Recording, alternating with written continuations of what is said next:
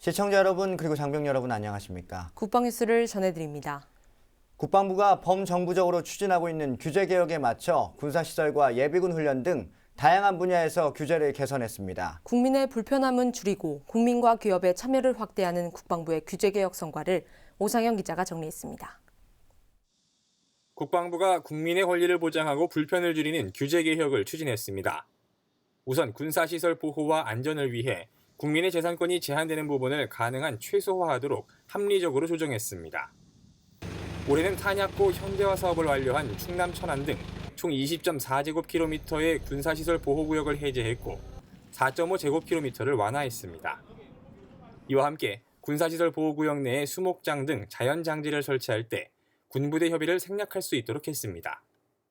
또 보호구역 내에 건축을 하고자 할 때 군과의 협의 기간을 기존 30일에서 20일로 단축하는 방안을 추진해 내년 3월 2일부로 시행할 예정입니다. 방위산업 활성화와 업체의 사업 참여 기회를 늘리기 위한 규제개혁도 추진했습니다. 방위사업 정보의 제공 범위를 확대해 합동무기체계기획서와 국방중기계획서에 나와 있는 무기체계 전력화 시기와 소요량, 작전 요구 성능 등 군사 보안이 요구되는 정보를 제외한 모든 정보를 대폭적으로 제공하고 사업 예비 설명회도 수시로 열기로 했습니다. 군수품 부품 국산화 개발 사업과 해외 정비품 국내 정비 능력 개발 사업에 참여 업체를 선정할 때 주요 방산업체를 우대하던 제도를 개선해 일반 업체도 공정하게 참여할 수 있도록 했습니다. 한편 기초생활수급자만 예비군 훈련을 면제해주던 것을 차상위 계층이면서 한부모 가족의 가장인 예비군도 훈련을 면제받을 수 있도록 해 올해 500여 명 정도가 혜택을 받았습니다. 국방부는 앞으로도 국민 불편 사항들을 적극적으로 발굴해 창의적인 대안을 마련하고 민과 군이 상생하는 규제개혁을 추진하겠다고 강조했습니다. 국방뉴스 오상현입니다. 국방부가 추진하고 있는 사업 중에는 해체되거나 이전이 예정된 부대를 대상으로 한 노후생활관 개선 사업이 있습니다. 병영문화시설 확충 사업과 병행하면서 장병들이 더 안락하고 더 즐거운 병영 생활을 할 수 있도록 하고 있습니다. 양희룡 기자의 보도입니다. 국방부는 국방개혁 기본계획에 따라 해체되거나 이전이 예정된 부대를 대상으로 개편 시기까지 노후시설에서 생활해야 하는 장병들을 위해 생활관을 개선하고 있습니다. 6년 미만 생활을 해야 하는 208개 부대는 올해 긴급 대보수를 모두 완료했고 6년 이상 생활해야 하는 376개 대대는 지난해 350개 대대, 올해 15개 대대를 리모델링한 데 이어 내년에 나머지 11개 대대에 대한 리모델링을 완료할 예정입니다. 해체 또는 이전이 예정된 부대들의 복지 사각지대를 해소하기 위해 485동 설치를 목표로 했던 병영문화 쉼터 사업은 올해 52동을 설치한 것을 마지막으로 완료됐습니다. 병영문화 쉼터는 도서관과 사이버 지식정보방, 노래 연습실 등 다양한 문화복지 공간을 확보하는 사업입니다. 이와 함께 소규모 부대를 대상으로 한 실내 체력 단련장 설치 사업은 올해 262동이 설치된 것을 시작으로 2017년까지 1206동을 설치할 예정입니다. 실내 체력 단련장은 장병 만족도 조사 결과 병영시설 중 가장 개선이 시급하거나 추가가 필요한 시설로 2012년에 1위에 오르기도 했습니다. 국방부는 앞으로도 병영문화시설 건립을 통해 장병들의 스트레스 해소와 건강한 심신 함양에 기여하는 한편 군 주거시설과 복지시설에 대한 지원을 지속적으로 추진해 나갈 계획입니다. 국방뉴스 양희룡입니다. 한국항공우주산업이 우리 기술로 만든 다목적 헬기 수리온을 기반으로 한 해병대 상륙기동 헬기 개발에 성공했습니다. 함정과 다양한 해상 환경에서 병력과 장비 수송을 할 수 있게 돼 해병대의 작전 능력이 한층 향상될 것으로 기대됩니다. 김지한 기자의 보도입니다. 해병대용 상륙기동 헬기가 우리 기술로 개발됐습니다. 한국항공우주산업이 지난 2013년 7월 체계 개발에 착수해 올해 초 초도 비행에 성공했으며 8개월간의 비행 시험을 통해 운용 적합성을 인증받았습니다. 경찰 헬기에 이은 두 번째 수리온 기반의 파생형 헬기로 함정과 해상에서 병력과 장비, 물자 수송 임무를 수행하게 됩니다. 내년 상반기 양산 계약 체결 후 본격 생산에 착수할 예정입니다. 상륙 기동 헬기는 해병대의 다양한 임무 수행을 위한 첨단 장비가 추가됐습니다. 기존 수리온 헬기에 2개의 보조 연료 탱크를 추가해 모두 6개의 연료 탱크를 장착했으며 지난 9월 포항에서 독도까지 왕복 3시간여 동안 524km 비행에 성공했습니다. 함정 적재가 가능하도록 날개를 접을 수 있으며 비상 착륙 시 조종사와 승무원의 탈출 시간 확보를 위한 장치도 추가됐습니다. 이번 개발로 우리 군의 독자적인 입체 고속 상륙 작전 능력이 배가 될 것으로 전망되며 해병대의 작전 반경이 한층 넓어지고 기동력도 향상될 것으로 기대됩니다. 한편 이번 상륙 기동 헬기 외에도 의무 후송 전용 헬기와 산림청 헬기, 소방 헬기 등 수리온 기반의 다양한 파생형 헬기도 개발되고 있습니다. 현재 경찰청 헬기는 항공 영상 무선 전송 장치와 적외선 카메라 등을 장착하고 석 대가 운용되고 있습니다. 한국항공우주산업은 수리온 기반의 파생형 헬기 개발을 통해 향후 20년간 600여 대 수출을 포함해 1000여 대 판매를 목표로 하고 있습니다. 국방뉴스 김지한입니다. 네, 연말이면 한 해 성과를 정리하는 의미의 각종 시상식들이 줄을 잇습니다. 해군도 한 해 동안 최고의 전투 준비 태세를 갖춘 부대에 대한 시상식을 열었습니다. 김하영 기자의 보도입니다. 해군 작전사령부가 30일 2015년 작전사 전투준비 우수부대와 우수요원에 대한 시상식을 열었습니다. 작전사 예하 전 부대와 함정을 대상으로 한 해 동안 최고 수준의 전투준비 태세를 갖춘 부대와 인원을 선발해 포상하는 자리입니다. 전투지휘 검열과 전투력 검열, 작전 수행 일수, 재박 훈련, 전투발전 제한, 부대 관리 등 전 분야에 걸친 전투 능력과 교육 훈련 실적을 엄정하게 평가했습니다. 이에 따라 최우수 전단에는 1해상 전투단과 6항공 전단이, 최우수 전대의 95 잠수함 전대와 81 해상훈련 전대가 선발됐습니다. 그리고 최우수함에는 강감찬함과 인천함, 136 고속정 편대가 선정됐고 최우수 잠수함 부문에서 안중근함이 수상의 영예를 안았습니다. 그 밖에도 지난 6월 소말리아 해역에 파병 갔다가 12월 돌아온 충무공 이순신함이 최장기 출동함에 선정되는 등 37개 부문의 시상이 거행됐습니다. 한 해 동안 대원들과 일치 단결하고 노력하여 전비우수 부대로 선정된 것에 대해 큰 자부심을 느낍니다. 동해 최전방을 지키는 고속정 편대로서 앞으로도 최상의 전비 태세를 유지하고 부여된 임무는 반드시 완수하겠습니다. 해군은 내년에도 적이 어떠한 형태로 도발과 위협을 하더라도 신속 정확, 충분하게 응징할 수 있도록 최고의 전투 준비 태세를 갖춰나갈 계획입니다. 국방뉴스 김하영입니다. 육군 31사단은 지난 29일 항일운동과 6.25 전쟁, 월남전 참전과 관련한 호국보훈 상징물 준공식을 열었습니다. 호국보훈 상징물은 장병들은 물론 부대를 방문하는 방문객들의 애국심을 고취시키고 지역민들을 위한 안보 역사 교육회장으로 활용하기 위해 설치됐습니다. 호국보훈 상징물은 사단 장병은 물론 매주 1회 이상 방문하는 병영체험단체 및 이병 장병 가족 등 부대 방문객들에게는 나라 사랑의 마음을 느낄 수 있도록 할 것이며 앞으로 사단은 나라 사랑 실천에 앞장서서 지역민들의 신뢰와 사랑을 받는 부대가 되도록 노력하겠습니다. 광주 지역 출신 항일운동가와 6.25 전쟁, 월남전 참전용사의 호국보훈 활동을 기리고자 설치된 호국보훈 상징물은 참전용사를 배출한 광주 지역 학교 중 6개 학교의 학교기와 호국보훈 활동이 기록된 동판, 그리고 행정박물로 구성됐습니다. 부대 관계자는 2m 간격으로 설치된 6개의 학교기가 사단 역사관 진입로에 설치돼 장병들과 방문객이 자연스럽게 볼 수 있게 했다고 설명했습니다. 학군장교 출신들로 구성된 대한민국 ROTC 중앙회가 29일 제17, 18대 회장 이취임식을 개최했습니다. 이날 행사에서 손종국 전 경기대 총장이 제18대 ROTC 중앙회장으로 취임했습니다.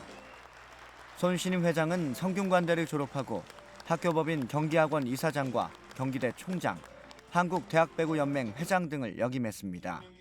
손 회장은 이 자리에서 지난 54년간 ROTC 동문들이 국가 발전의 초석이 되었다며 국가에 충성하고 국민에게 봉사하며 창조를 선도하는 ROTC상을 구현하겠다고 포부를 밝혔습니다.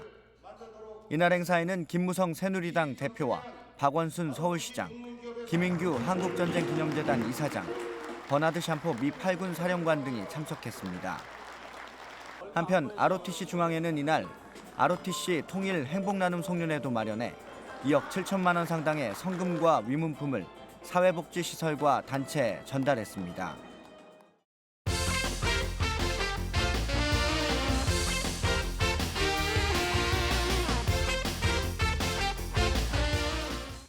네, 국방뉴스는 매주 이 시간 병무제도에 대한 궁금증을 풀어보기 위해 병무수첩 코너를 마련하고 있습니다. 오늘은 산업지원인력 인원 배정에 대해서 병무청 김용두 부대변인 모시고 이야기 나누겠습니다. 안녕하십니까? 네, 안녕하세요. 자, 내년부터 산업기능요원 편입 인원을 늘린다는 소식을 제가 들었습니다. 그럼 어떤 내용인지 좀 자세히 설명을 해주셔야 될 것 같아요. 네, 현역병 입영 적체 문제를 해결하기 위해 내년부터 2018년까지 3년간 한시적으로 현역 대상이 산업기능요원에 편입할 수 있는 인원을 매년 2,000명씩 늘릴 계획입니다. 따라서 내년도 산업기능요원으로 편입할 수 있는 인원은 현역 대상자 6,000명, 그리고 보충역 대상 9,000명, 총 15,000명으로 올해보다 6,500명이 늘었습니다. 자, 그러면 산업기능요원이 복무하는 분야와 이 복무기간도 좀 많이 궁금해하실 것 같은데 그 부분도 좀 말씀해 주십시오. 네, 산업기능요원 제도는 현역병 입영 대상자나 사회복무요원 소집 대상자 중 군에서 필요로 하는 인원을 충원하고 남는 자원의 일부를 제조나 생산 인력으로 활용하는 제도입니다. 산업기능요원은 공업 분야나 건설 분야, 에너지 수산 분야, 그리고 해운 분야 등 기간 산업체와 방위 산업체, 그리고 농업회사법인 등 지정업체에서 복무를 하고 있습니다. 산업기능요원에 편입될 경우 현역병 입영 대상자는 34개월, 사회복무요원 소집 대상자는 26개월간 복무를 하게 됩니다. 현역 입영 대상자가 34개월이고 사회복무요원 소집 대상자가 26개월이라고 네. 말씀을 하셨습니다. 네, 2016년도 신규 지정업체 선정 결과를 발표했다고 들었습니다. 어떤 내용입니까?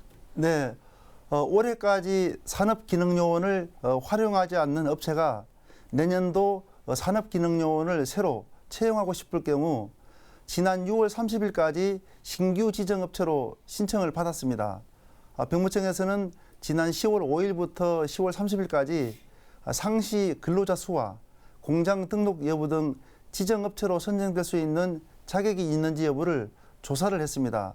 1,071개 업체에 대한 실태조사 결과 66개 업체는 탈락시키고 그중 1,005개 업체를 신규 지정업체로 선정을 했습니다. 네, 66개 업체가 탈락됐다고 말씀을 하셨는데 신규 지정업체로 신청을 했는데도 탈락한 사유가 있다면 어떤 게 있겠습니까? 네, 신청을 했는데 지정업체로 선정되지 못한 주요 이유는 근로자 수가 10명 미만이거나 또 독립된 공장 시설이 없는 경우, 생산 설비 시설이 없는 경우 등입니다. 또 산업재해로 사망한 사람이 있는 그 업체는 지정업체로 선정을 해주지 않고 있습니다. 따라서 내년도에 산업기능요원을 채용할 수 있는 업체 수는 기존 5,330개 업체와 신규 지정업체 1,005개 업체를 합해서 총 6,335개 업체가 산업기능요원을 채용할 수 있습니다. 네, 그 전문 연구요원 그리고 승선 근무 예비역 인력도 배정이 됐다고 얘기를 들었는데요. 몇 명 정도 인원이 배정이 됐습니까? 네, 전문 연구요원은 자연계 연구기관과 대학 연구기관, 그리고 방위산업체 연구기관 등에서 복무를 하고 있습니다. 내년도 전문 연구요원에 편입할 수 있는 인원은 2,500명입니다.